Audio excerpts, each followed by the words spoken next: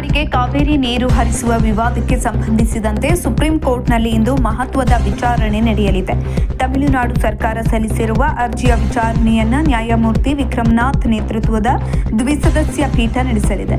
ಕಳೆದ ವಿಚಾರಣೆ ವೇಳೆ ತಮಿಳುನಾಡಿಗೆ ನಿರಂತರವಾಗಿ ನೀರು ಹರಿಸಲಾಗ್ತಾ ಇದೆ ಅಂತ ಕರ್ನಾಟಕ ಸರ್ಕಾರ ನ್ಯಾಯಾಲಯಕ್ಕೆ ಮಾಹಿತಿಯನ್ನ ಕೊಟ್ಟಿತ್ತು. ಕರ್ನಾಟಕ ನೀರು ಹರಿಸ್ತಾ ಇಲ್ಲ ಎಂಬ ತಮಿಳುನಾಡಿನ ಆರೋಪವನ್ನ ಸುಳ್ಳು ಎಂದು ವಾದಿಸಿದ್ದ ರಾಜ್ಯ ಸರ್ಕಾರಕ್ಕೆ ಒಂದು ವಾರದಲ್ಲಿ ಹರಿದ ನೀರಿನ ನಿಖರ ಅಂಕಿ ಅಂಶಗಳೊಂದಿಗೆ ಹಾಜರಾಗುವಂತೆ ಸುಪ್ರೀಂ ಕೋರ್ಟ್ ನಿರ್ದೇಶನ ನೀಡಿತ್ತು. ಈ ಹಿನ್ನೆಲೆಯಲ್ಲಿ ಕರ್ನಾಟಕ ಇಂದು ಸಮಗ್ರ ದಾಖಲೆ ಹಾಗೂ ಅಂಕಿ ಅಂಶಗಳನ್ನು ನ್ಯಾಯಪೀಠದ ಮುಂದೆ ಮಂಡಿಸಲಿದೆ. ಇನ್ನೊಂದು ಕಡೆಯಲ್ಲಿ ಕಾವೇರಿ ನೀರು ನಿಯಂತ್ರಣ ಸಮಿತಿ ಸಭೆಯು ನಾಳೆ ದೆಹಲಿಯಲ್ಲಿ ನಡೆಯಲಿದ್ದು ನೀರು ಹರಿಸುವಿಕೆ ಕುರಿತು ವಿಸ್ತೃತ ಚರ್ಚೆ ಆಗಲಿದೆ.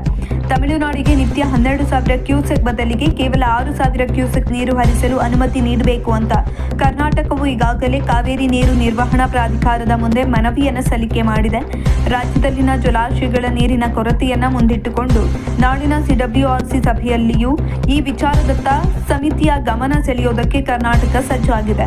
ಕರ್ನಾಟಕದ ಮೇಲ್ಮನವಿಯನ್ನು ಪುರಸ್ಕರಿಸಿ ಸಮಿತಿ ಸಮಾಧಾನಕರ ನಿರ್ಧಾರ ಕೈಗೊಳ್ಳಲಿದೆಯೇ ಅಥವಾ ಮತ್ತೆ ಹೆಚ್ಚುವರಿ ನೀರು ಹರಿಸಲು ಆದೇಶಿಸಲಿದೆಯೇ ಎಂಬುದು ತೀವ್ರ ಕುತೂಹಲವನ್ನು ಮೂಡಿಸ್ತಾ ಇದೆ.